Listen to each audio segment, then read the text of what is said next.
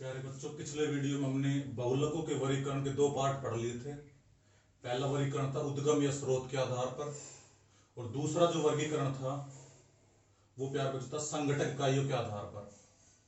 आज हम बहुलकों के वर्गीकरण का तीसरा पार्ट पढ़ेंगे, जो है बहुलकन या बहुलकीकरण के आधार पर वर्गीकरण। इसका मतलब क्या होता है कि बहुलकन मतलब बहुलक बनाने की जो प्रक्रिया है, एकलक अणु से बहुलक बनाने की जो प्रक्रिया है वो कहलाती है बहुलकन या बहुलकीकरण। तो इसके आधार पर जो बहुलक है कि एकलक जो अणु है उससे हम जो बहुलक बनाते हैं वो किस प्रकार से बनाते हैं। तो इसकी दो विधियां, एक है योगात्मक और दूसरा होता है संगणन। देखो, योगात्मक मतलब ऐसे बहुलक जो योगात्मक अभिक्रिया द्वारा बनते हैं या केवल जिनमें योग संपन्न होता है, तो वो हमारे कैसे बहुलक कहलाते हैं? योगात्मक बहुलक। तो जहां भी हमारा योगात्मक बहुलक आएगा वहां पर केवल क्या होगा? केवल योग संपन्न होगा। केवल क्या होगा? योग संपन्न होगा। और योगात्मक हमारे जो बहुलक है उसमें सामान्यतः द्विबंध और त्रिबंध युक्त समूह उपस्थित होते हैं। वे यौगिक योगात्मक बहुलकीकरण द्वारा बहुलक का निर्माण करते हैं और वो हमारे बहुलक कहलाते हैं योगात्मक बहुलक। तो योगात्मक में केवल क्या होता है? योग, और इनमें सामान्यतः क्या होता है? द्विबंध और त्रिबंध होता है अणु में। दूसरा हमारा है संगणन बहुलक। देखो, संगणन का मतलब भी इकट्ठा होना या योग होना ही होता है, लेकिन योगात्मक और संगणन में अंतर क्या है बच्चों? तो योगात्मक बहुलकीकरण में केवल योगात्मक अभिक्रिया संपन्न होती है। इसमें जल, अमोनिया, अल्कोहल है। जल, अमोनिया, अल्कोहल, इनका जो अणु है बाहर नहीं निकलता। तो जो हमारी योगात्मक बहुलकीकरण प्रक्रिया होती है उसमें केवल योग होता है। इसमें जो हमारे योग होते हैं उनमें सामान्यतः द्विबंध त्रिबंध उपस्थित होता है। इनमें जल, अमोनिया, अल्कोहल आदि का छोटा अणु बाहर नहीं निकलता। जबकि जो हमारा संगणन बहुलकीकरण होता है इनमें भी योग होता है, लेकिन इनमें पहले तो ये बात ध्यान रखना, इनमें सामान्यतः वे यौगिक संगणन बहुलकीकरण द्वारा बहुलक का निर्माण करते हैं जिनमें द्वि या त्रि क्रियात्मक समूह उपस्थित होते हैं। तो संगणन बहुलकीकरण द्वारा बहुलक का निर्माण वे युग करते हैं जिनके एकलक अणु में या तो दो या तीन क्रियात्मक समूह उपस्थित होते हैं, या इससे अधिक भी हो सकते हैं। इनके प्रत्येक पद में जल, अमोनिया, अल्कोहल आदि का छोटा अणु बाहर निकलता है। इनमें जल, अमोनिया, अल्कोहल का अणु बाहर नहीं निकलता, इनमें अणु बाहर निकलता है।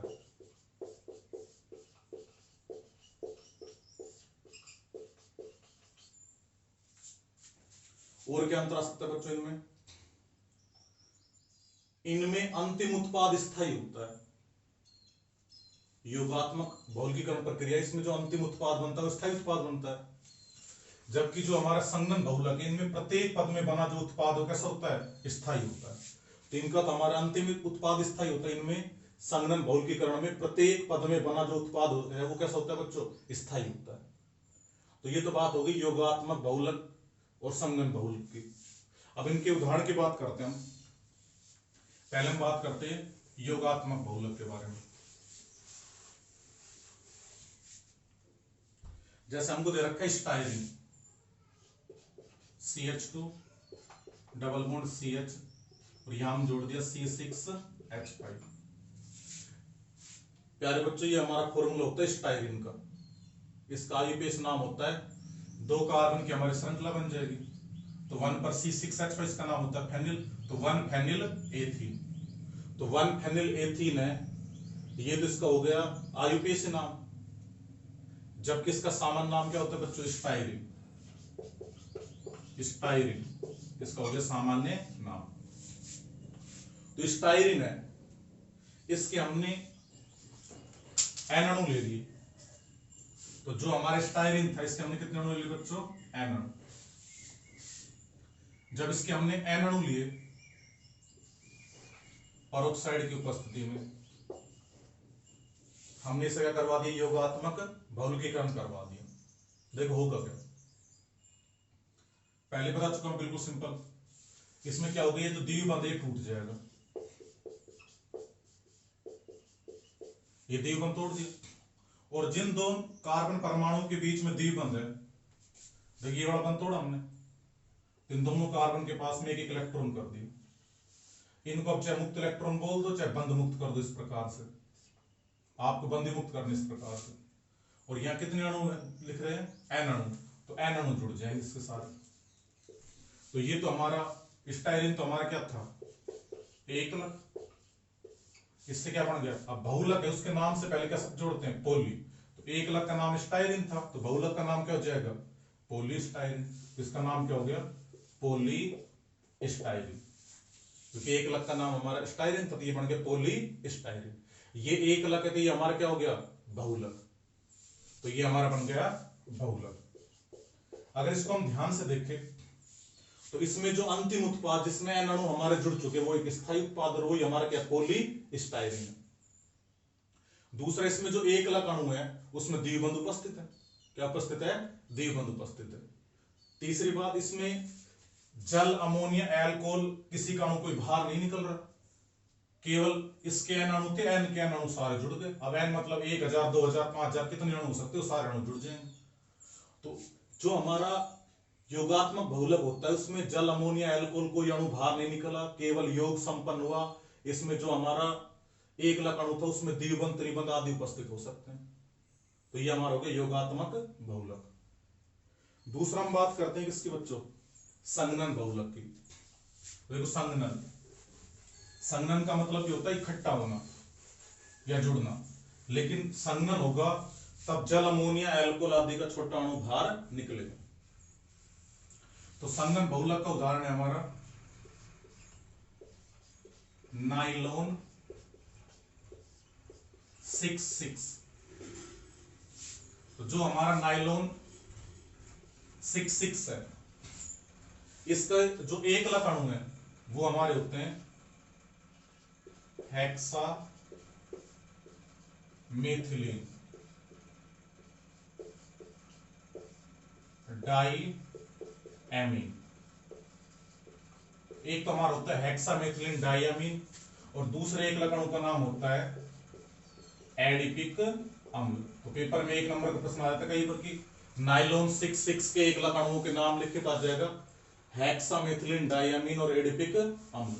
इसके द्वारा किसका निर्माण होता है, नाइलॉन 6,6 का। तो एक तो हमको क्या लेना है, हेक्सामेथिलीन डाइअमीन। देखो हेक्सामेथिलीन डाइअमीन, मेथिलीन, देखो CH4 जो हमारा समूह होता है बच्चों, इसका नाम होता है मेथेन। CH4 का नाम क्या होता है, मेथेन। इसमें से अगर हम एक हाइड्रोजन कम कर दें तो हमारा बचता है बच्चों CH3। तो ये तो हमारा क्या था बच्चों, मेथेन। इसमें जब हमने एक हाइड्रोजन कम किया तो शेष बचा समूह हमारा कहलाता है मेथिल। क्या कहलाता है, मेथिल। और मेथिल में से भी अगर हम एक हाइड्रोजन कम कर देंगे तो ये बचेगा CH2 समूह। तो बच्चों ये हमारा समूह कहलाता है मेथिलीन। क्या कहलाता है, मेथिलीन। तो ये मेथेन हो गया, ये बच्चों मेथिल हो गया, ये क्या हो गया हमारा मेथिलीन। अब कितने मेथिलीन है, 6। हेक्सा का मतलब 6 होता है, तो हेक्सा मेथिलीन मतलब क्या है, मेथिलीन समूह कितने हैं, 6। तो यहां हमारा आ गया CH2, और ये कितने आ गए बच्चों, 6।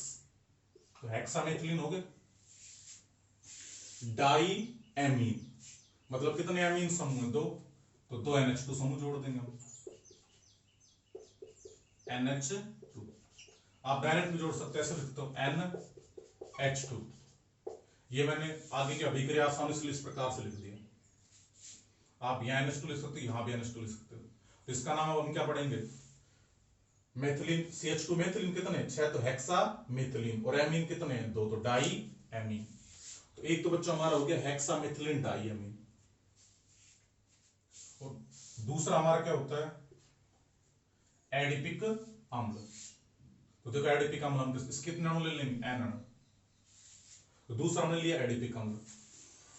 तो एडिपिक अम्ल जो हमारा होता है बच्चों, उसका जो फॉर्मूला होता है वो होता है CH2 तो आ जाते इसमें 4 और यहां आ जाएगा COOH और यहां भी आ जाएगा COOH। तो ये हमारा बच्चों क्या कहलाता है? एडिपिक अम्ल। तो ये तो हमारा हो गया एडिपिक अम्ल।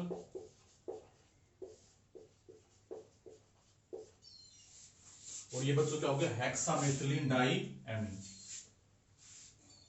अब ये एडिपिक अम्ल है, इसको भी याद करने के तरीके मैं आगे बताऊंगा उसके बारे में, पहले अभी कर देख लेते हैं। तो एन अणु हमने हेक्सामेथिलीन डाइएमीन के ले लिए, एन अणु हमने ले लिया एडिपिक अम्ल की। एन की जगह पर आप एम भी ले सकते हो, अलग अलग ले सकते हो। अब क्या करना है, इस आगे का अभिक्रम ध्यानपूर्वक देखना सारे बच्चे। अब क्या होगा, इसमें इसके हमने एन अणु ले लिए थे, यहां से तो हमारा H और यहां से OH, H2 बाहर निकल जाएगा। तो यहां से H और यहां से OH, H2 बाहर निकलेगा जब इसको हीट करेंगे हम। अब देखो, जब यहां से नाइट्रोजन और हाइड्रोजन के बीच का बंध टूटेगा, विद्युत किसकी ज्यादा है? नाइट्रोजन की। लिखवा रखा है मैंने, बिल्कुल सिंपल सा, फोन कर भार आया कार्बन है, याद रखने के लिए। F को N क्या बन गया बच्चों? फोन। Cl मतलब कर, Br मतलब भार, I मतलब आया, C मतलब कार्बन और H मतलब है। तो फोन कर भार आया कार्बन है। फ्लोरीन की होती है 4, ऑक्सीजन की 3.5, नाइट्रोजन की 3, क्लोरीन की 3, ब्रोमीन की 2.8, आयोडीन की 2.7, 2.6, इसकी 2.5 और हाइड्रोजन की 2.1। तो ये वाली जो विद्युत ऋणता है, तो बच्चों सभी को याद करनी है, ये बहुत ज्यादा काम में आएगी। बस सिंपल याद रखना, जिसकी विद्युत ऋणता ज्यादा है उसके ऊपर आ जाएगा माइनस, जिसकी कम उस पर प्लस। अब देखो ध्यान से, तो यहां हमने नाइट्रोजन और हाइड्रोजन के बीच का बंध तोड़ा। अब नाइट्रोजन की विद्युत ऋणता 3 है और हाइड्रोजन कितनी है? 2.1। तो विद्युत ऋणता किसकी ज्यादा है? नाइट्रोजन की। तो नाइट्रोजन पर क्या आ जाएगा? माइनस, और H पर आ गया प्लस। यहां से हमने कार्बन और ऑक्सीजन के बीच का बंध तोड़ा, तो कार्बन पर क्या आ जाएगा बच्चों? प्लस, और ऑक्सीजन पर माइनस। देखो ध्यान से, कार्बन की 2.5 विद्युत ऋणता और ऑक्सीजन की 3.5। तो यहां से हमने ये दोनों बंध तोड़ दी। अब देखो ध्यान से, अब क्या होगा उसके बाद?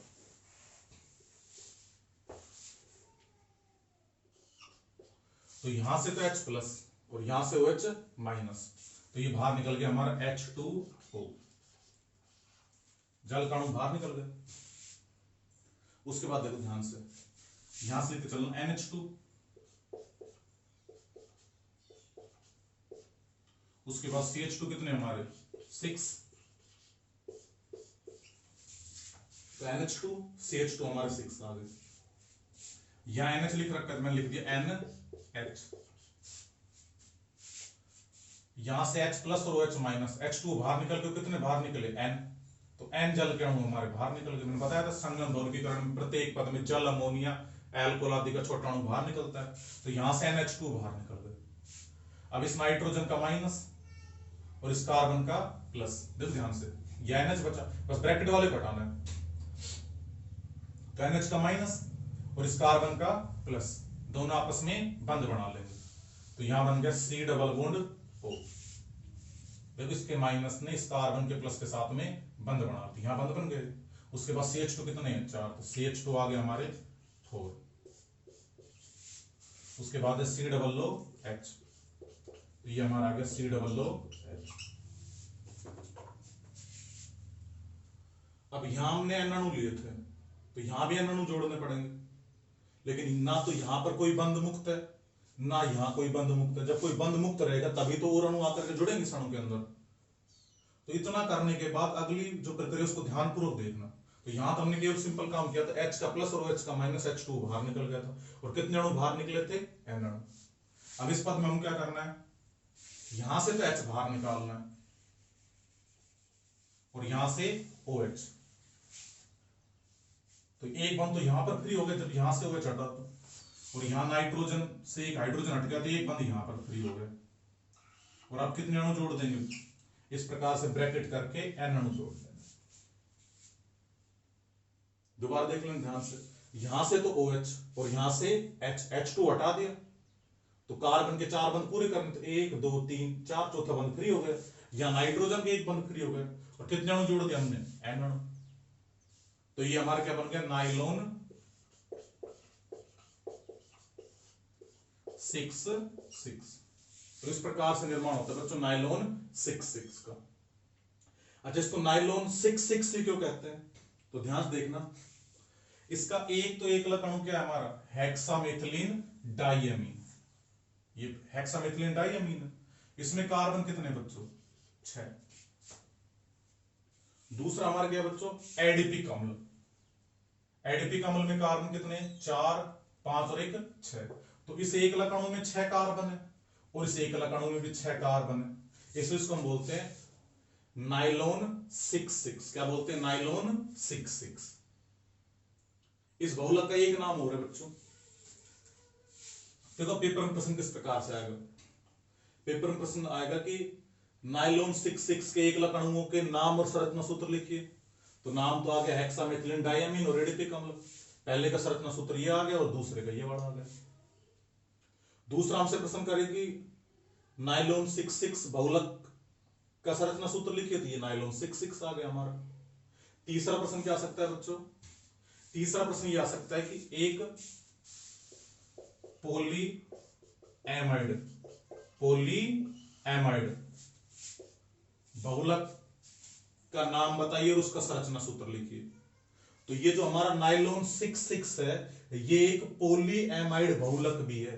देखो कैसे, ये जो हमारा बंध है ये वाला NHC डबल बॉन्ड O, ये हमारा बंध कहलाता है एमाइड बंध, NHC डबल बॉन्ड O। देखो हमने एमाइड का फॉर्मूला पढ़ा, ये होता है एमाइड का फॉर्मूला। ये हमारा क्या होता है, एमाइड। बस यहाँ एक H तो कम हो रहा है, इससे कोई ज्यादा फर्क पड़ेगा नहीं। तो ये जो हमारा बंध है, ये वाला बंध, ये बंध, ये हमारा कौन सा बंध कहलाता है, एमाइड बंध। तो ये हमारा एमाइड बंध कहलाता है। और कितने एमाइड बंध है, N का मतलब कितने कितने हो सकते हैं, N मतलब पॉली, पॉली मतलब कितने हो सकते हैं, पॉली का मतलब अनेक। तो जिसमें अनेक एमाइड बंध है तो हमारे क्या कहलाते हैं, पॉली एमाइड।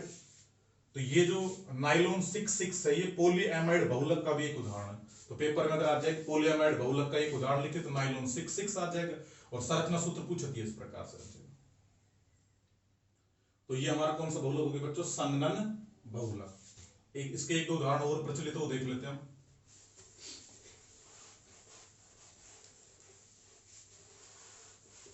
नेक्स्ट हमको दे रखा है, इसका एक उदाहरण हो रहा है,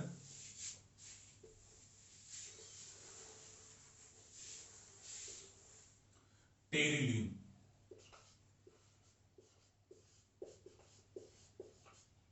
या डेक्रोन। तो टेरिलीन या डेक्रोन, इसको देखो, टेरिलीन या डेक्रोन है, इसका जो निर्माण है वो एथिलीन ग्लाइकोल, एथिलीन ग्लाइकोल। देखो ये हमारा CH2 CH2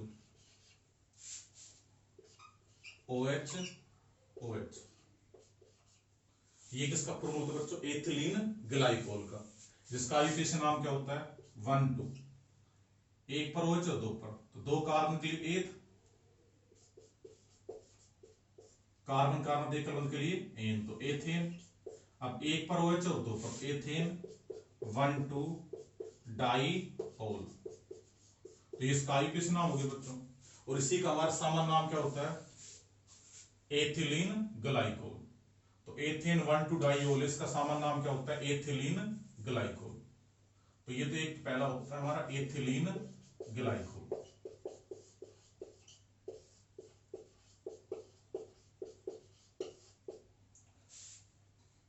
और दूसरा हमारा होता है इसमें टरपथैलिक अम्ल।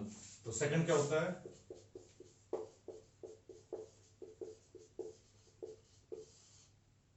टरपथैलिक अम्ल। तो टेरिलीन या डेक्रोनिस का निर्माण एथिलीन ग्लाइकोल और टरपथैलिक अम्ल है, इन दोनों के संघनन बहुलकीकरण द्वारा होता है। तो इसे कितने अणु लेने बच्चों, n अणु।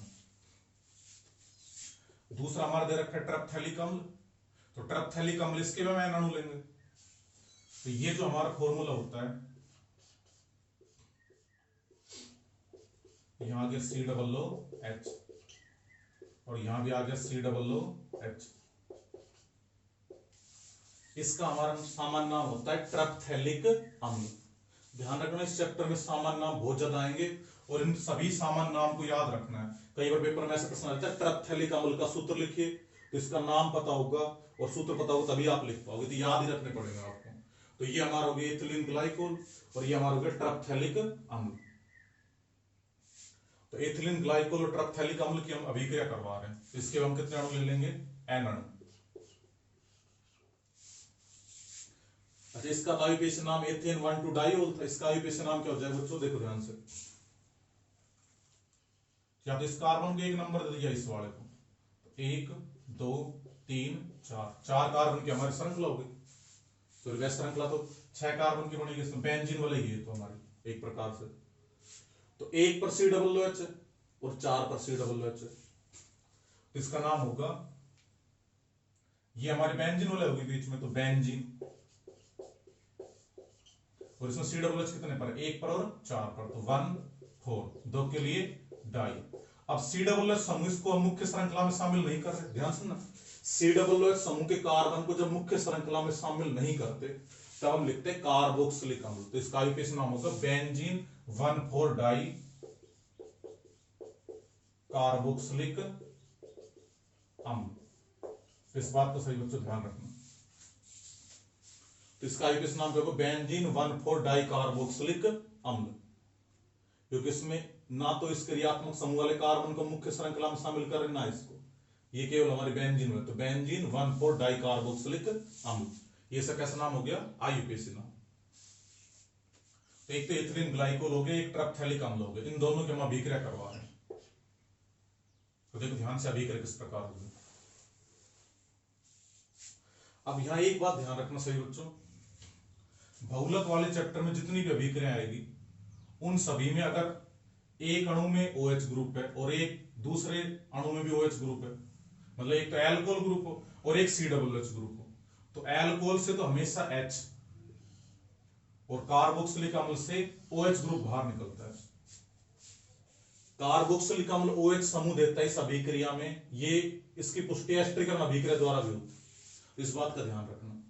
तो यहां से एल्कोहल से तो एक H और इस COOH अम्ल से क्या बाहर निकलेगा, OH। ध्यान रखना, एल्कोहल से H और अम्ल से OH, तो यहां से तो H और यहां से OH। अब सेम यही बंद तोड़ना है, ऑक्सीजन पर आ जाएगा माइनस, H पर प्लस, इस ऑक्सीजन पर माइनस, कार्बन पर प्लस, तो H प्लस और OH माइनस, क्या बाहर निकल जाएगा H2, और कितने अणु बाहर निकलेंगे N, तो N बाहर निकल गया हमारे H2O।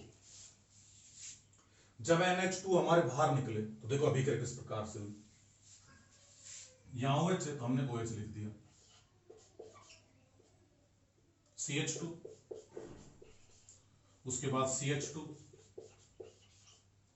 इस ऑक्सीजन का माइनस, इस कार्बन का प्लस, दोनों आपस में बंध बना लेंगे, और जो हमारे ब्रैकेट में थे जल के अणु बाहर निकल गए, इस ऑक्सीजन के माइनस ने इस कार्बन के प्लस के साथ में बंध बना लिया, तो यहां आ गया ऑक्सीजन, इसका माइनस, इस कार्बन का प्लस, दोनों ने आपस में बंध बना लिया। उसके बाद हमारे कौन से वाला आ जाएगी, बेंजीन वाला, और उसके बाद आ जाएगा COOH।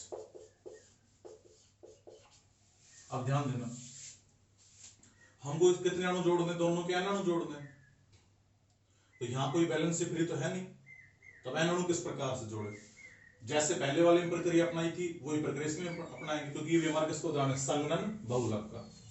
तो अम्ल से क्या बाहर निकालना, दोबारा ध्यान रखना, अम्ल से क्या बाहर निकालना है, OH, और एल्कोहल से H।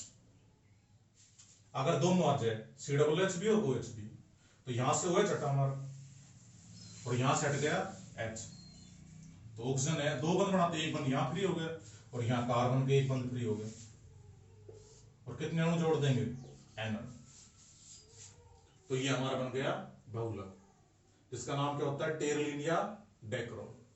तो टेरलिन या डेक्रोन का निर्माण होता है एथिलीन ग्लाइकोल और ट्रपथैलिक अम्ल द्वारा। तो इसके एक अणु के नाम ये हो गए, संरचना सूत्र ये हो गए इन दोनों का। अच्छा, इसमें एक और पूछा जाता है हमारा, गिलप्टल या एल्किड रेजिन। एक उदाहरण हो रहा था हमारा गिलप्टल या एल्किड रेजिन। देखो ये भी सिंपल इसी प्रकार बनेगा जैसे हमने क्या बनाया था, टेरलिन या डेक्रोन।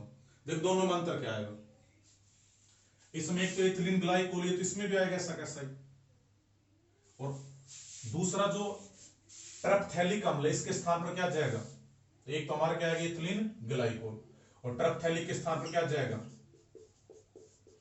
थैलिक अम्ल। कौन सा अम्ल, थैलिक अम्ल। बस एक छोटा सा अंतर आएगा, टेरलिन या डेक्रोन है इसमें तो एथिलीन ग्लाइकोल और ट्रपथैलिक अम्ल आता है। गिलप्टल या एल्किड रेजिन में क्या आता है, एथिलीन ग्लाइकोल और थैलिक अम्ल।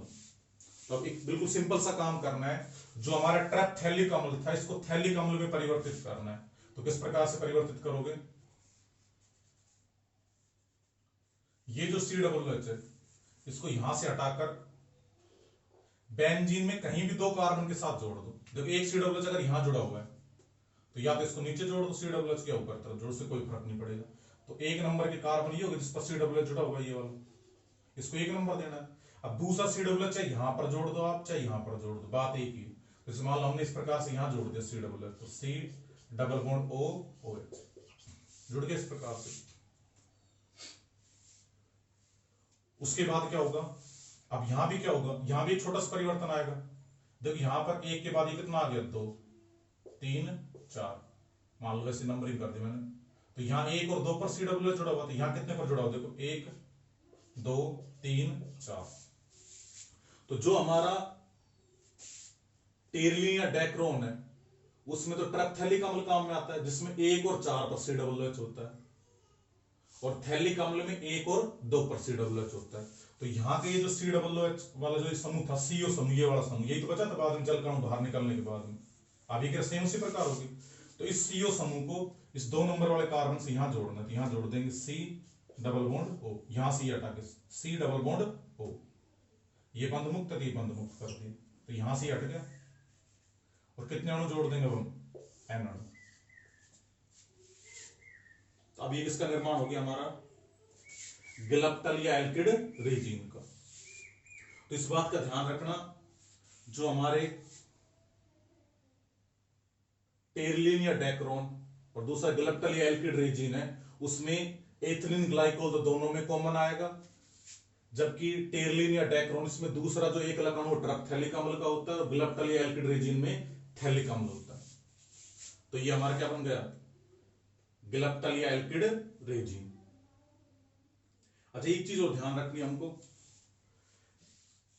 ये जो हमारा टेरलिन या डेक्रोन या गिलप्टल या एल्किड रेजिन है ये दोनों हमारे पॉली एस्टर बहुलक के उदाहरण। तो पेपर में आ जाए कि किन्हीं 2 पॉली एस्टर बहुलकों के नाम लिखिए, तो आ जाएगा टेरलिन या डेक्रोन और दूसरा गिलप्टल या एल्किड रेजिन। तो ये दोनों हमारे कैसे बहुलक है, पॉली एस्टर बहुलक। देखो इस प्रकार से अगर हम ध्यान दें, यहां पर हमारा क्या है, कार्बन ही, तो कार्बन को मैंने R के द्वारा प्रेजेंट कर दिया, तो R, फिर ये कार्बन आ गया, डबल बॉन्ड से ऑक्सीजन आ गया। देखो ये कार्बन है, ये तो बंद फ्री कर दो इस प्रकार से, मत जोड़ो कुछ भी, R जोड़ दे मान लो, C≡O, तो C≡O, यहां क्या आ गया O। उसके बाद क्या है, कार्बन, कार्बन को मैंने मान लिया R। तो ये जो फॉर्मूला किसका होता है हमारा, एस्टर का। किसका होता है, एस्टर का। और कितने एस्टर है, N। तो ये कहलाता है हमारा पॉली एस्टर। दोबारा ध्यान दे लेना, R, यहां से देख लो R, ये R आ गया, C≡O, C≡O, O, carbon, carbon मैंने R मान लिया। तो जो हमारे टेरलिन या डेक्रोन, गिलप्टल या एल्किड रेजिन है ये किसके उदाहरण है, पॉली एस्टर बहुलक के उदाहरण है। तो आज हमने पढ़ा बहुलकन या बहुलकीकरण के आधार पर वर्गीकरण। अगला जो वर्गीकरण है वो हम नेक्स्ट वीडियो में पढ़ेंगे। धन्यवाद।